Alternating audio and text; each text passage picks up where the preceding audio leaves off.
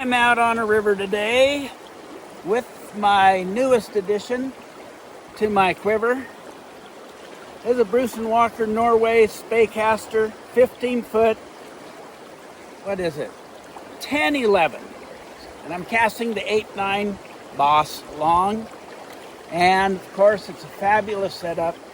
Got my Awana multiplier on here, doing a little long lining, and what I'm up against is I should be doing short lining. I should be doing a little shooting head, doing a little Scandi stuff, but I'm on a big river that is known for long lines, so I got my long line out here and I'm in short line bushy country, backed up against this. You know, my feet are cold, I don't want to wade that deep. But what's great about these Boss lines is they are designed similar to a comp line by a comp line guy, Gene, my friend Gene.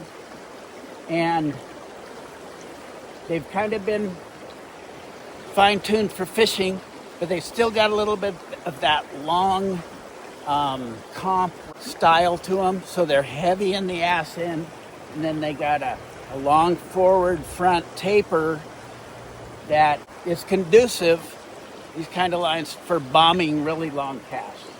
But the other thing that's so great about this long front taper is that if you get in an area where it's brushy back here, see, I'm just a few feet away from the brush. You know, I got a 65-foot line, long leader, and I don't really have a lot of room for a big D-loop. So my topic for today is that ugly cast, catch fish too. And what's beautiful about this line, see, I got a downstream wind. I just hooked myself in the knee with an October Bright. Just buried that thing, but my knees were so cold it didn't hurt to get it out very much. So now I'm doing a snake roll. And what I can do with this line is I can anchor, get my anchor way out in front of me with a snake roll, and then anchor like a whole bunch of front end of the fly line, like, 15, 20 feet of fly line, and then do kind of a snake roll, kind of not what you'd like in a distance snake roll, but I can anchor like a third of the fly line and then cast it across there, and it'll cast just fine because of the mass in the ass. It's kind of like a driver for the rest of the fly line. So for my snake roll, I'm going to lift really high, get as much of that line off the water as I can, and then I'm going to pitch it way out there towards the target. I'm going to lift high and pitch it really hard, and then I'm going to come back real lazy, not getting a big D-loop. I'm just trying to get a far out in front of me anchor. I'm going to come back really lazy so I don't pitch the D-loop in the brush, lift high, and then really hammer that forward cast and roll cast it out there. Kind of a combination snake roll cast, slow motion. That way I can fish and get a good fishable cast. Maybe it's not pretty, but it really gets the job done, really keeps me fishing, really is very efficient. I'll try to do one for you. These long lines fish really slow. That's the beauty of them. So I'm going to lift really high, forward, lazy, pound. I get the line out, the fly out, and I'm fishing. It's not pretty, but it's effective.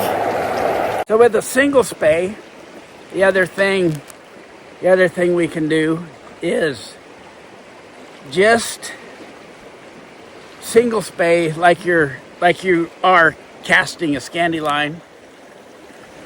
So lift high. I'm going to lift straight downstream, and then I'm going to dip my rod. If I lift straight downstream, lift high, I can do a lift, and then I can sweep and dip low to high. And yeah, I crumple my anchor I'm using a Scandi bottom hand setup for the cast, and the anchor crumples and it lands kind of sideways, belly first a little bit, but that crumpled anchor takes up some of the long fly line, so it makes a 65-foot fly line into like a 50-foot fly line because it's crumpled a lot. But with that powerful ass end, it'll still roll cast out there after I do my underhand setup. So it's very handy for when I need a Scandi line, but I don't have it. So now for a single spey, I'm just going to use a really short little sweep. I'm just going to use my hands in close, kind of get the anchor way out there. I'm going to crumple it a little bit to shorten the line system, and then hammer the forward stroke. I don't care if it lands a little ugly for the anchor, because this heavy ass end's gonna propel it out there. So I'm gonna left, sweep, and then cast like that. Okay, got my whole 64-foot line out there with not a lot of drama. I'm gonna land the anchor. I'm gonna throw across the top of the anchor. I'm gonna crumple it, and then I'm gonna do kind of a square cut. So I'm gonna cast over my fly line without hooking it. So I'll go lift, out, up, cast. And there's the cast. It's ugly, but it's efficient. Now I'm swinging.